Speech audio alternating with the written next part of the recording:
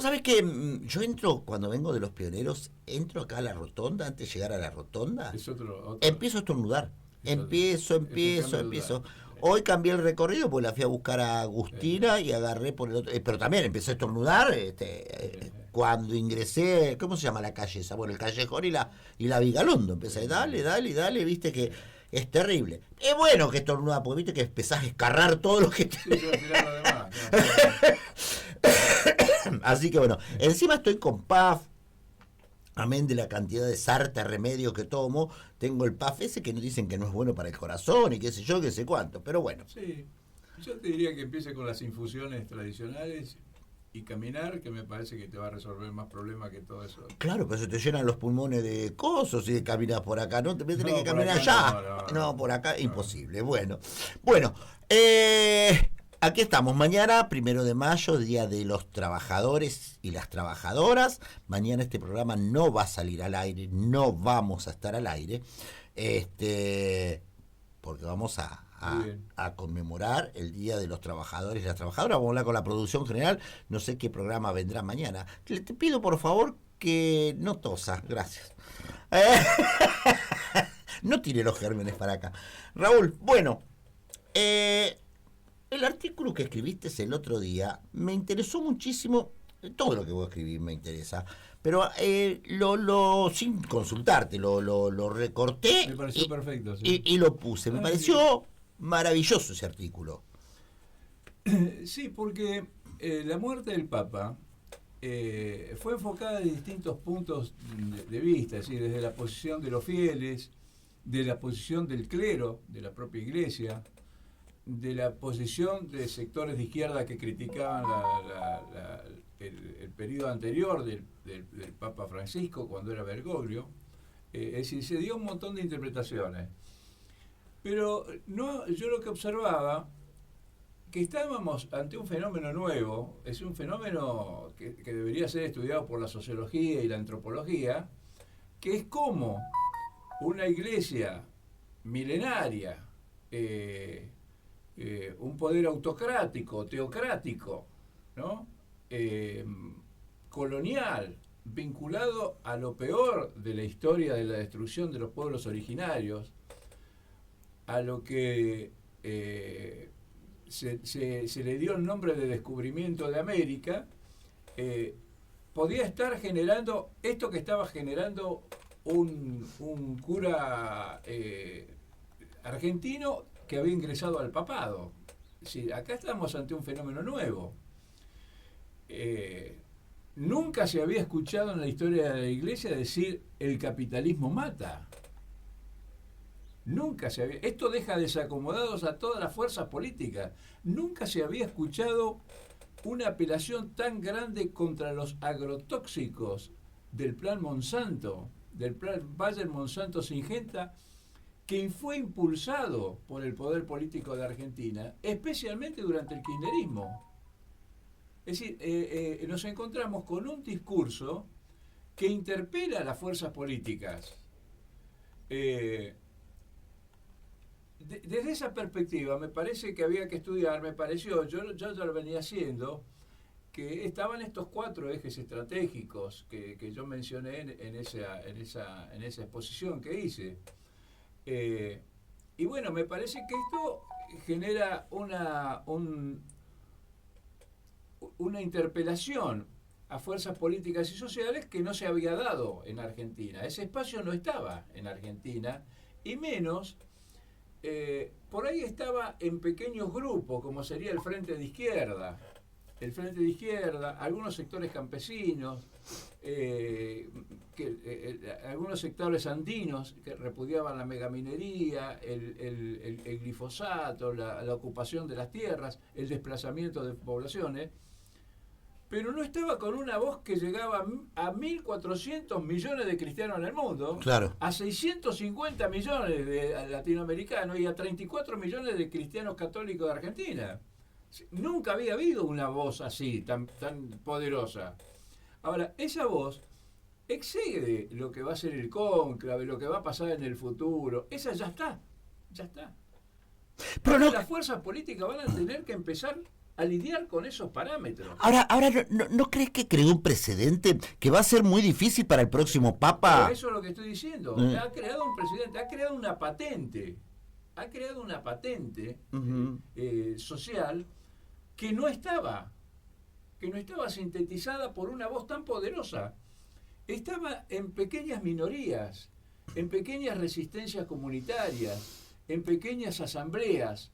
Ahí se escuchaban estas posiciones, pero no con una voz tan extraordinariamente potente como es una voz emergida de la Iglesia Católica. Cuando el Papa, hay algunas cuestiones que no han trascendido a la gente, ¿no? Cuando el Papa elimina las bulas papales, ¿qué es lo que está diciendo? Y esto tiene importancia incluso desde el punto de vista jurídico-político con el cual se hizo la ocupación de las tierras de América. ¿Qué dice? ¿Qué es lo que significa que el Papa haya cuestionado, haya disuelto haya dado de baja las bulas papales? ¿Qué decían las bulas papales? Las bulas papales eran decretos del Vaticano por los cuales se quiso presentar la invasión de América por un país colonial como si fuera un descubrimiento. ¿Qué decían las bulas papales? Las bulas decían que los descubridores, Colón y su pandilla, se habían encontrado, para llegar a América, con fauna. Era un país, un mundo desierto, era un continente desierto, vacío, solo habitado por fauna. ¿Por qué decían que solo estaba habitado por fauna? Porque consideraban a las grandes civilizaciones que había en América, aztecas, mayas, incas, etcétera, que eran no humanos. Y entonces, desde una iglesia que había acompañado esas bulas papales, que había acompañado la colonización, la terrible colonización de América, surge la voz de ese interior del Vaticano, surge una voz que dice: esto pasó. Es como en Argentina se hubiera reconocido una fuerza del terrorismo de Estado si Videla hubiera dicho: nosotros fuimos terroristas de Estados, hicimos desaparecer. Es equivalente a eso, para que se comprenda, ¿no? La gente no comprende, por ejemplo, el efecto que tuvieron algunas encíclicas del Papa, como la encíclica que provocó, que conmovió tanto incluso a la política argentina, como fue la Laudato Si, que fundamentó la ley la ley de humedales. Fundamentó la ley de humedales. Bueno, pero la fundamentó con apoyo de la Universidad de Buenos Aires, el CONICET. Entonces todo eso estaba disperso y se apeló a una comprensión del Papa desde el punto de vista emotivo, que es válida. Muere una persona a la cual la gente quería, y es válida esa interpretación, esa conmoción espiritual de la gente es absolutamente válida y respetable. Pero quedaba sin comprender todo lo otro que estaba ocurriendo. Cuando el Papa organiza en el Vaticano, yo tuve que leerlo 2 veces porque creía que era una fake news, creía que era una información falsa. Cuando el Papa organiza en el Vaticano un congreso, un diálogo intercontinental, un congreso presentado como diálogo intercontinental sobre colonialismo, neocolonialismo y descolonización, yo no lo podía creer. Es dentro de la estructura vaticana que había justificado la invasión de los pueblos de América, nacía una voz que estaba generando un cuestionamiento, como si dijéramos un nunca más a nivel global, de eso que había ocurrido. Y había llamado como líderes intelectuales de ese congreso a Ramón Grosfoguel y Enrique Dussel, a los cuales la gente por lo general no conoce, Enrique Dussel es el intelectual marxista más importante que hubo en América en el conocimiento del marxismo. No hay otro intelectual. Y Ramón Grossgöfel fue el creador de las teorías de cómo desde el siglo XVI se produce en América lo que se llama el epistemicidio, la destrucción general y el genocidio de las culturas existentes y de las naciones existentes. Esto tiene una relevancia, Rubén, descomunal, porque interpela a las fuerzas políticas. Interpela a las fuerzas políticas hoy. Hoy, si vos te pones a pensar qué fuerzas políticas podrían levantar los ejes estratégicos del Papa, empezás a descartar, el kirchnerismo quedaría fuera, Milei quedaría fuera, serían muy pocos los que quedan adentro como para poder discutir o proyectar hacia adelante incluso esas concepciones. Uh-huh. Porque ¿cuál es el límite que tiene el Papa? Y eso hay que explicarlo. El tipo cuestiona desde un poder milenario como es la Iglesia Católica, expone doctrinaria e intelectualmente qué fue lo que pasó. Esto pasó, armemos el nunca más, dijo, esto pasó, pero no tiene la fuerza para realizarlo. Le queda la responsabilidad de los partidos políticos, de las comunidades, de los pueblos en resistencia, etcétera. ¿Qué es lo que se puede hacer con eso? Está claro eso. No vamos a esperar que los curas van a generar una lucha por la liberación nacional. Pero eso queda ya puesto en el terreno de la lucha. Esto es lo que es importante, Rubén. Ahora, en este cónclave que hay ahora y demás, es difícil elegir un papa como este. Creo que no va a existir, lo estamos claro, no va a haber otro, porque cada uno tiene su impronta, pero me parece que es como en el fútbol Maradona. Exacto. Este papa fue quien a mí me hizo creer otra vez en la iglesia, en la institución. Yo volví. A mí Francisco me hizo recapacitar un montón de cosas. Yo le creí porque es un tipo que no... Bueno, yo te voy a explicar qué significa tu creencia. Tu creencia es lo que se llama secularización del pensamiento religioso. Hubo una persona, un pontífice, que genera un humanismo que permeabiliza hacia las sociedades y es percibido por la gente así como vos lo percibís. Uh-huh. Permeabiliza. Es decir, ya no le pertenece a él, ya está en la calle, vos ya lo tenés. Sí, vos ya lo tenés, vos ya sos parte de un movimiento que era impensado antes de Francisco. Era impensado. Vos nunca recibiste ese mensaje de una persona a la cual vos quisiste y que recibiste ese mensaje. Te crea una doble responsabilidad. Ahora, esto es un hecho que ha pasado como intrascendente dentro de lo que se estaba diciendo. ¿Vos creés? Acá en las noticias, digamos. Ah. En las noticias pasaba indiferente. Por eso me pareció importante fijar esta perspectiva, ¿no? Fijar esta perspectiva.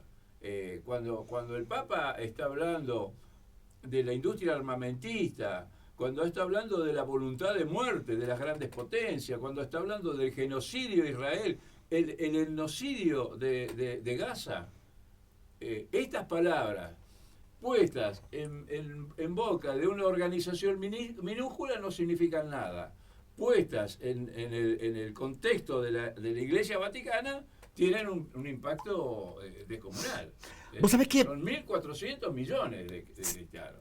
Yo tengo miedo, te soy sincero, que ahora el nuevo Papa no me satisfaga. ¿Qué crees que te diga? Porque me parece que fue tan fuerte lo de Francisco, fue tan fuerte que yo no sé. Tardamos mucho en que apareciera Messi, sí, después de Maradona. Bueno, estos son los fenómenos.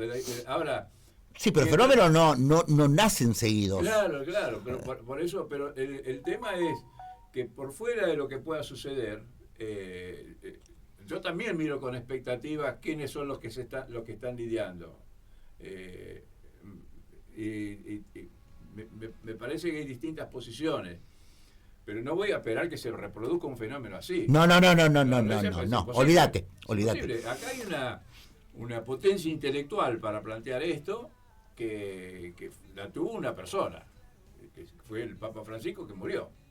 Ahora, este pensamiento de Francisco, que es lo que yo te decía, la palabra esta tan difícil que es secularización, se secularizó, quiere decir que permeabilizó, capilarizó hacia las sociedades. Ahora está en manos de la gente, del tipo que está cartoneando, que era el descartado, que nadie lo miraba, y de la iglesia alguien lo miró, y está en manos de los pueblos fumigados, y está en manos de los pueblos andinos. Es decir, acá estamos ante una conmoción cultural que me parece que va a tener efectos políticos en el futuro. Ahora vos, sí, yo creo que es el político más importante del mundo. ¿Viste cuando dijo, porque hay cosas que a mí me quedaron, dice, estamos viviendo la Tercera Guerra Mundial? Claro. La estamos viviendo de a pedacitos, dijo. Claro. A mí esas cosas me llenaban del Papa. ¿Viste cuando dijo que él no iba a usar los zapatos esos de tan caros, que no iba a usar la ropa que donó los 100.000 euros que él había conseguido con donaciones y todo, lo dio a una cárcel? Quiso que lo llevaran los presos, los indigentes, los de la LGTB, digo, él hizo todo lo que la iglesia promulgaba antes de su llegada a ser papa. Y vos sabés una cosa, yo creo que termina la guerra de Ucrania y Rusia. Va a tener efectos. Efectos pensados, como por ejemplo el fin de la guerra, o la humanización de Gaza, que es un genocidio, un etnocidio, pero también va a tener efectos en las vidas cotidianas de los pueblos, en las vidas cotidianas. Sí. Vos cuando te encontrás con un presidente que te dice que vender órganos está bien, No. bueno, ¡pum! Ahí tenés el choque. Sí. Ya tenés, es una pared. Sí. Después de todo lo que le dijeron, porque Cristina Kirchner también fue mala en su momento con el Papa, Claro. En su momento fueron terribles, pero fue peor, Milei dijo que era el representante del diablo en la tierra. Maligno en la tierra. Sí, las cosas que le ha dicho. Sin embargo, él se reía, él tomaba las cosas con una paz. Claro. Ahora, más allá de la valoración humana del Papa, están los ejes estratégicos que dejó plantados. Claro. De eso no se retrocede. Uh-huh. Perdón, me recibió un mensaje. Sí, Ruth dice: feliz día del trabajador para Quirino, que siempre trabaja con tanto vocación y pasión. Una oyente, Ruti, te manda. Cristina dice: un abrazo grande para Raúl Quirino, siempre es importante escucharlo. Bueno, por lo menos dos que dijeron que dos los que están escuchando. Es muy valioso. Es valioso, es importante. Raúl, bueno, esto creo que sobrepasa lo que uno pensaba. Yo no pensé que iba a tener esta repercusión lo del Papa Francisco. No sé lo que se vendrá ahora. No creo que yo me quede. Está bien, porque me parece que volvemos a lo mismo, ¿no? Porque nos lleva siempre a decir lo mismo, que es una figura tan fuerte, claro, que es difícil suplantarla. No, pero además es una figura fuerte porque deja a las personas, es decir, a vos, a mí, a cualquiera, fieles o no fieles, les deja una responsabilidad. Miren, esto es lo que pasó. Esto es lo que pasó. Esto es lo que está pasando. ¿Qué vamos a hacer con esto? Acá ¿cómo se llama? Excede la perspectiva del Vaticano, de una línea religiosa, o la relación entre la Iglesia y el Estado, etcétera, ¿no? Estamos ante un fenómeno que impacta directamente en las comunidades y en las personas. Ahora, cuando Francisco se menciona el hedonismo y el individualismo como los grandes males que se están incubando dentro del capitalismo, de no ver al pobre, no ver al descartado, ser insensible ante los daños que se están sufriendo. Bueno, es una interpelación directa. No es lo mismo. Ahora, Raúl, tu pensamiento. Los líderes del mundo, ¿le hacían caso? ¿Era una palabra respetada la del Papa? ¿Era un hombre de consulta el Papa? ¿Cómo lo? Yo creo que primero yo creo que ha tenido impacto porque se ha producido un diálogo interreligioso que fue muy importante.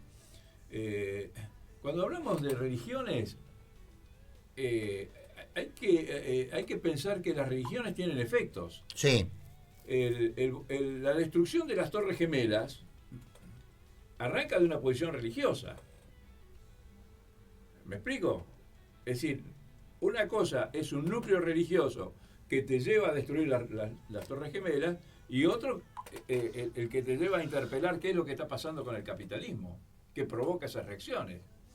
Entonces, acá yo lo que a mí me parece más valioso es empezar a observar el impacto que va a tener en las luchas cotidianas y en la organización de la gente, a la cual van a tener que contemplar los partidos políticos, ¿no? Van a tener que contemplarlo. Cuando el Papa Francisco, cuando Cristina se incomoda con el Papa Francisco, o Kirchner también, era porque ellos usaban la soja como su retribución. Claro. Eran gobiernos dependientes de la explotación sojera, del desplazamiento de las poblaciones, del uso de la tierra para unas minorías. Cristina implementó el Plan Agroalimentario Nacional. Es decir, no era que le tenían antipatía porque era rengo o le faltaba un pulmón. No, le tenían, estaban siendo cuestionados. Cuando el Papa se refiere a la necesidad de eliminar los agrotóxicos, y le llama agrotóxicos, no agroquímicos, a los agrotóxicos, a eliminar las fumigaciones que están matando a las personas y que están produciendo el desplazamiento de las poblaciones, que después se traducen en las migraciones, etcétera, está hablando de eso. Los migrantes son resultado de políticas capitalistas expansivas que los han desprovisto de la tierra y de sus territorios. Uh-huh. Esos son los migrantes. Entonces Francisco lo que se pregunta, ¿de dónde vienen? ¿De dónde vienen? Y el tipo dice, son los europeos que ocuparon sus tierras los que provocaron que ahora estén acá. El gran acontecimiento cultural que genera Francisco es concebir al migrante como un producto de las potencias eurocéntricas que colonizaron sus tierras, las ocuparon y los expulsaron. Esos son los migrantes. Bien. Bueno, tengo mensajes. Dice, cada persona es única e irrepetible. No va a haber otro Francisco. No, es verdad. ¿Se volverá a creer en la iglesia como se hizo con Francisco? Y bueno, es lo que yo tengo mi duda. Es difícil plantear esto. ¿Qué sé yo? Yo no... Yo creo que queda un tema para los fieles y esto es lo interesante. Queda una exigencia de comprensión tanto para los fieles como para los que no son fieles de la iglesia. Uh-huh. Porque acá está interpelando formas de vida, formas de producción, formas de organización social. Cuando desde esa instancia se valora la importancia de la inclusión social y se habla desde el Vaticano de la justicia social, no es lo mismo que hablar desde el PJ de la justicia social, es el Vaticano el que está hablando de eso. Del rol del Estado para equilibrar las diferencias. Acá estamos ante un fenómeno que va más allá de los fieles, se derrama por las sociedades. Muy difícil todo, Raúl, muy, muy difícil se viene. Bueno, para cerrar, Raúl, ¿cómo ves la economía? Se nos escapó la inflación otra vez, vamos a pasar los 13, el 3 y pico, casi 4%. Me parece que se nos... nos... Primero de mayo. Mañana Día del Trabajador. Hay que recordar qué significa el 1 de mayo, ¿no?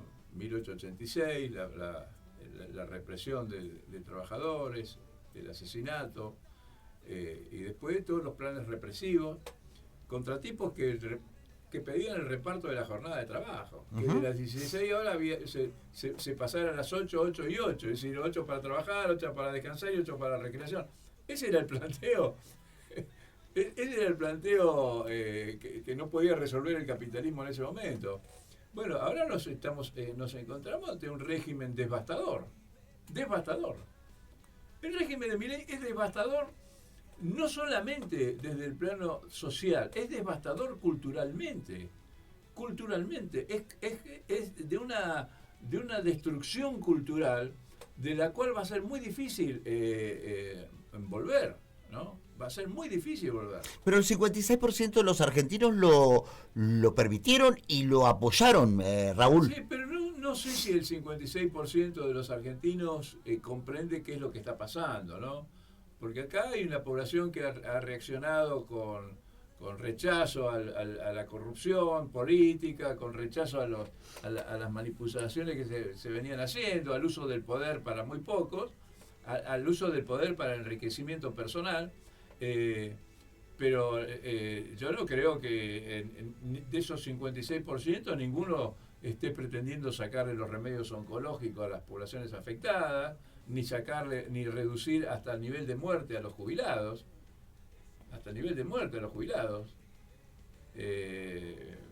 ¿cómo se llama?